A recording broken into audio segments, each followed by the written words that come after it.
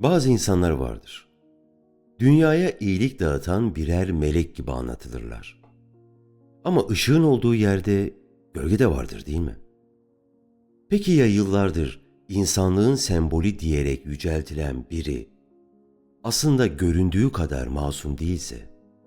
Yoksulların annesi, merhamet meleği, 2016 yılında Azize ilan edilen, dünyaca tanınan Rahibe Teresa'dan bahsediyorum. Milyonlarca insana yardım eli uzatan, Nobel Barış Ödüllü bu kadını iyilik ve saflığın simgesi olarak tanıyoruz. Peki ya bu pırıltılı imajın ardında gizlenenler? Ya Rahibe Teresa yoksulların dostu değil de fakirlerin bizzat kendisinin dostuysa?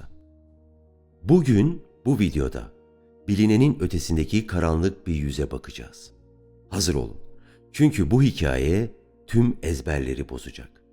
Hazırsanız anlatmaya başlıyorum.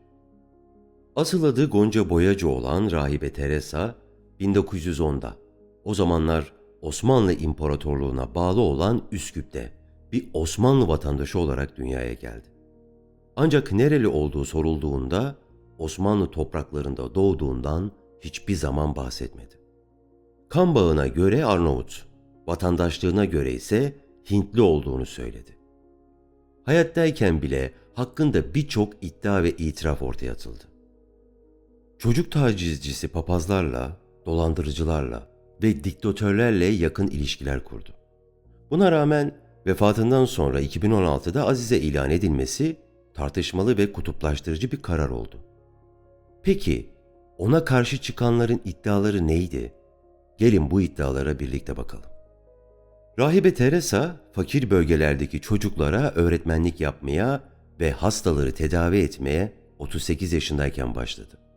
Ancak kendisini sosyal hizmetler uzmanı olarak görenlere net bir cevap verdi. Ben sosyal hizmetler uzmanı değilim. Ben İsa'nın hizmetindeyim. Benim işim Hristiyanlık kelimesini yaymak ve insanları kazanmak.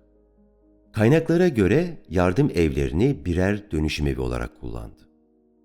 Peki sizce bu dönüşüm nasıl sağlanıyordu? Rahibe Teresa'nın yanında 9 yıl çalışıp istifa eden Susan Shield, korkunç bir iddiayı ortaya attı. Shield'in iddiasına göre Teresa çalışanlarına hayatını kaybetmek üzere olan insanları gizlice nasıl vaftiz edeceklerini öğretmişti. Yani o dönemde görev yapan bazı çalışanlar, ölmek üzere olan insanlara sessizce şu soruyu soruyorlardı. Cennete bilet ister misin? Eğer kişi evet derse, rahibeler hastanın alnını sanki ıslak bir bezle serinletiyormuş gibi yapıyor ama aslında gizlice onu vaftiz ediyordu. Bu kimsenin fark etmemesi için sessizce yapılan bir törendi. Çünkü orada kalan insanların birçoğu Hindu ya da Müslümandı. Onların din değiştirdiklerinin bilinmemesi gerekiyordu. Eleştirmenlere göre bu yoksullara yardım etmenin ötesinde bir şeydi. Onlara göre Teresa'nın asıl amacı acı çeken insanlara destek olmak değil, o acı üzerinden Katolik inancını yaymak ve bu inancı diri tutmaktı. Bir diğer soruysa iyilik yapmak için gelen bağışlara ne oldu? İşte hikayenin en şaibeli kısmı da tam da burada başlıyor. Bağışları kaydetmekle görevli olan Susan Shields, sadece New York'taki bir banka hesabında 50 milyon dolar toplandığını, ancak bu paranın yoksullar için harcanmadığını itiraf etti. Etiyopya'daki kıtlık için bağışlar toplandı. Ancak bir çalışana göre bu para Afrika'ya gönderilmedi.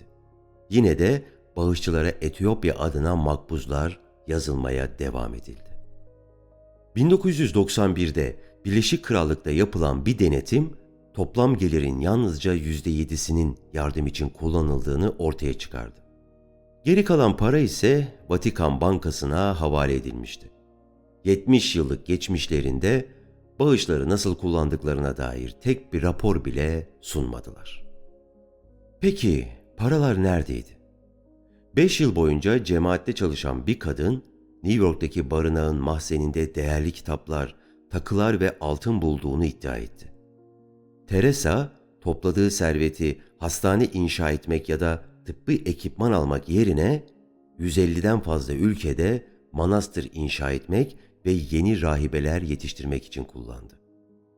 Kurduğu bakım evlerindeki koşullar hayırseverlik imajıyla tam bir tezat oluşturuyordu.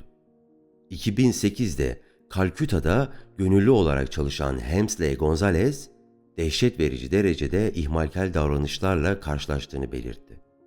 Çalışanlar iğneleri musluk suyu altında yıkayıp ucu körülünceye kadar tekrar tekrar kullanıyordu.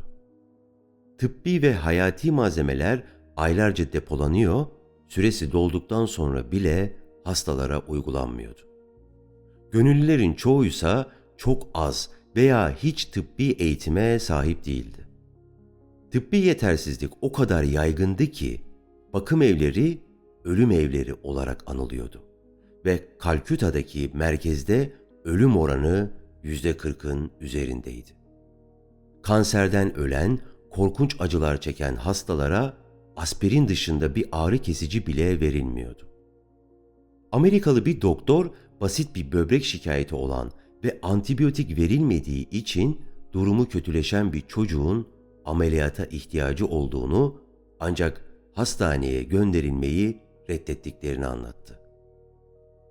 Peki neden bu kadar kayıtsızlardı? Teresa'nın inancına göre acı Tanrı'nın bir hediyesiydi. Şunu söylediği iddia ediliyor.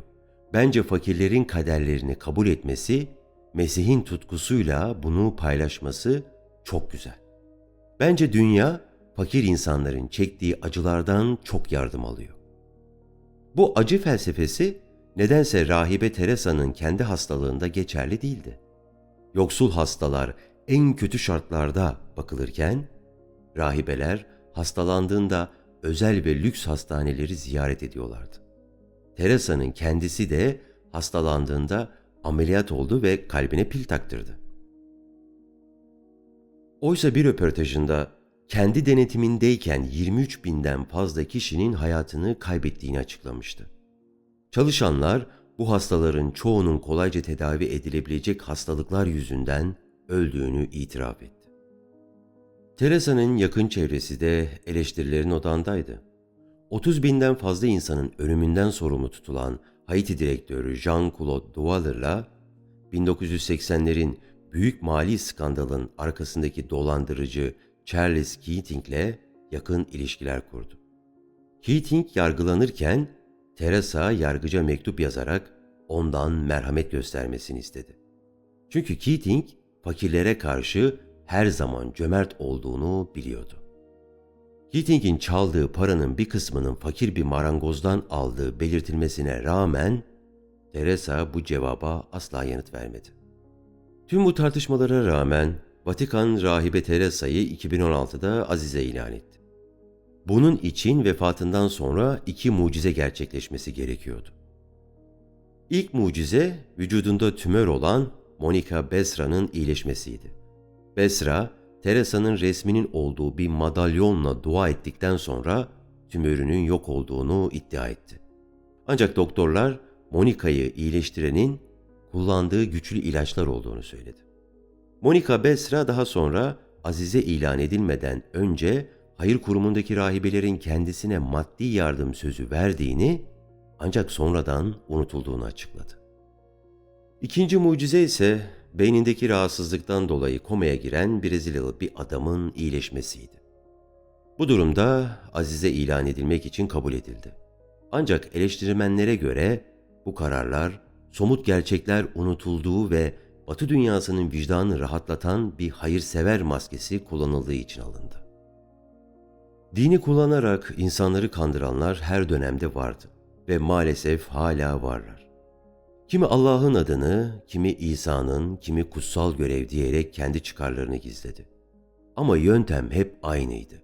İnsanların inancını, korkusunu ve umutlarını sömürmek. Kimi bağış adı altında para topladı, kimi günahlarını affettirmek için hizmet sattı. Kimi de cennet vaadiyle insanların aklını teslim aldı.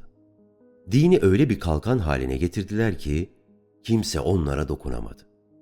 Çünkü karşısında Allah'ı temsil ettiğini söyleyen birine kim hesap sorabilir ki? Oysa Allah'ın adıyla yalan söylemek en ağır yalanlardan, en ağır günahlardan biri değil midir? Çünkü orada sadece bir insan değil, bir inanç da kirlenir. Rahibe Teresa bir zamanlar dünyanın en büyük hayırseveri olarak anıldı. Nobel Barış Ödülü aldı ve azize mertebesine yükseltildi. Ancak kanıtlar onun Katolikliği yaymak için hastaların sağlığı ve insanlığı pahasına diğerlerinden daha fazlasını yaptığını gösteriyor. Yoksulluğu gidermek yerine onu Hristiyanlık kelimesini yaymak için bir araç olarak kullanan biriydi.